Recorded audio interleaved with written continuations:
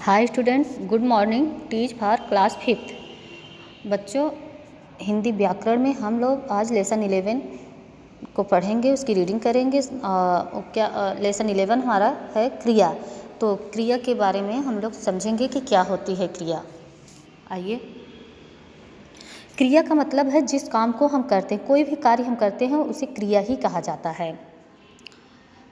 जो शब्द किसी काम का करना या होना प्रकट करता है वह क्रिया कहलाता है। देखो, क्रिया के दो रूप होते हैं। पहला है क्रिया करना, जैसे अधिकतर क्रियाएं की जाती हैं, जैसे पार्क में लड़कियां झूल रही हैं, बच्चे खेल रहे हैं,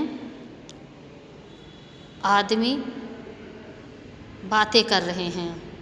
ये सब क्रियाएं कर्ता द्वारा की जा रही, मतलब कोई करने वाला है। नंबर 2, क्रिया का होना। कुछ क्रियाएं स्वयं हो जाती हैं। पहाड़ी क्षेत्र का दृश्य, जैसे देखो वहाँ पहाड़ है, जो पर्वत बना है वो अपने आप स्वतः हुआ है। हवा का चलना, इसे कोई करता नहीं है, ये प्राकृतिक चीज़ें हैं जो स्वतः हो जाती हैं। धातु रूप को देखो। क्रिया के मूल रूप को धातु कहते हैं। इससे क्रिया के विभिन्न रूप बनाए जाते हैं। जैसे धातु क्या है? पढ़ से क्रिया का रूप हो गया पढ़ना, पढ़ा, पढ़ेगा, पढ़ोगे, पढ़िए आदि सब हो गया। क्रिया के भेद, तो क्रिया के मुख्य रूप से 2 भेद होते हैं। पहला है सकर्मक क्रिया। वाक्य में जिस क्रिया के साथ कर्म का प्रयोग होता है उसे सकर्मक क्रिया कहते हैं। कर्म का मतलब जिसमें एक कर्ता कोई कार्य को करता है। जैसे रवि ने आम खाया, यहाँ पे देखो आम क्या है? कर्म है।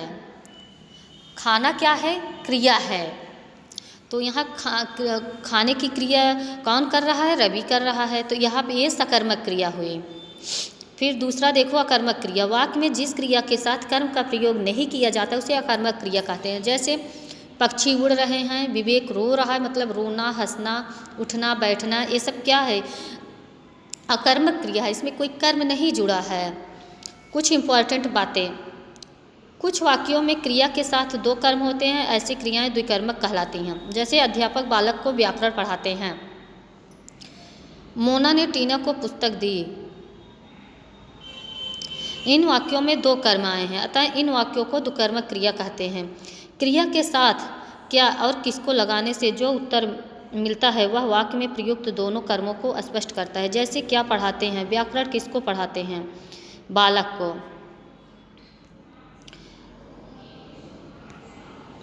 क्रिया के कुछ अन्य भेद होते हैं।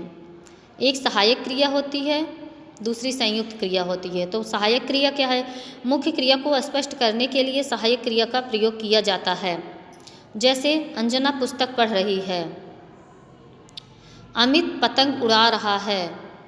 यहाँ पढ़ तथा उड़ा मुख्य क्रिया है, इसे स्पष्ट करने के लिए रही है तथा रहा है सहायक क्रिया का प्रयोग किया गया है। संयुक्त क्रिया में 2 या 2 से अधिक क्रियाएं एक साथ प्रयोग की जाती हैं। जैसे शेर दहाड़ने लगा, पिताजी चले गए। यहाँ वाक्यों में दहाड़ने और लगा तथा चले और गए 2 क्रियाओं का प्रयोग हुआ है। ये संयुक्त क्रियाएं हैं।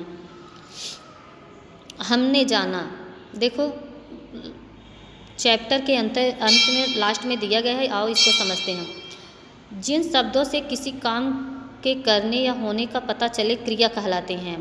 क्रिया का मूल रूप धातु कहलाता है। क्रिया के 2 भेद होते, सकर्मक तथा अकर्मक। नेक्स्ट है, जिस क्रिया के साथ कर्म होता है उसे सकर्मक क्रिया कहते हैं। जिस क्रिया के साथ कर्म नहीं होता है उसे अकर्मक क्रिया कहते हैं।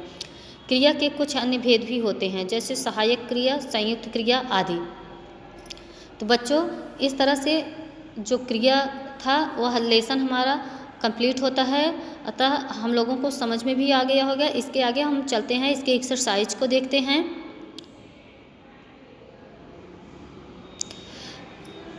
सही विकल्प पर सही का निशान लगाइए। कार्य इसमें किया जाता है और स्वयं भी होता है। 3rd ऑप्शन इसमें सही है। कर्तव्य पर गोला लगाओ, लिखिए। बच्चों, जैसे बुक में फिल किया गया आप भी वैसे लिख लीजिए। बच्चा, घर।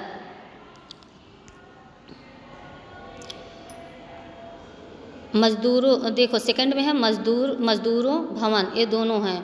कबूतर, खरगोश, माँ, ये सब क्या है, ये करता था, जो यहाँ पे यह फील किया गया बेटा, ऐसे आप लोग भी इसे फील कर लेना। आसपास बने चित्र देखिए और वाक्यों में आए कर्म पर गोला लगाइए। तो जैसे जैसे गोला लगाया गया, आप भी जैसे सुंदर, चाय, पतंग, तितली, गाजर, कुत्ता, इन सब पे गोला किया गया, आप भी ऐसे गोला कर लेना। नेक्स्ट क्वेश्चन है, वाक्य पढ़िए तथा दिए गए क्रिया के भेद को पढ़कर सही या गलत का चिन्ह लगाइए। कमला पानी पीने लगी, यह सकर्मक क्रिया है। कमला ने माँ को साड़ी दी, सकर्मक क्रिया है, सही है। माँ ने कमला को प्यार किया, अकर्मक है। कमला भीतर गई, अकर्मक है। अब देखो इसमें ये अकर्मक है, ये सही है। तो बच्चों, इस तरह से हमारा यह लेसन कंप्लीट होता है। नेक्स्ट लेसन के साथ हम फिर मिलेंगे। Thank you.